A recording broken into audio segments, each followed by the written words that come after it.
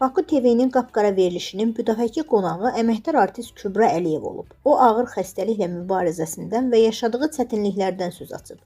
Xərçəng idim, bu xəstəlik evimi yıxmışdı. Amma əməliyyat olundum, sağaldım. Həmin dövrdə yaşadığım çətinlikləri düşmənimə belə arzulamıram. Çox əziyyət çəkirdim. Buna baxmayaraq həyatı sevirəm. Hər gün Allaha şükür edirəm. Ölümə hazıram. Arzular tükənməz olsa da həyatın bir sonu var. Əməkdar artist həmçinin itirdiyi oğlu ilə bağlı xatirələrini bölüşüb və gənclərə mühüm tövsiyələr verib. Oğlum Raufu heç vaxt unutmaram. O vaxt indiki kimi reabilitasiya mərkəzləri olsaydı, Rauf da sağ olardı. Mənim 3 övladım olub, hamısına eyni tərbiyəni vermişəm. Amma Rauf pis mühitə düşdüyü üçün narkotika qurşandı. Gənclərə belə insanlardan uzaq durmağı tövsiyə edirəm. Çünki bu yolun geri dönüşü yoxdur. Heç kimə belə övlad arzulamıram.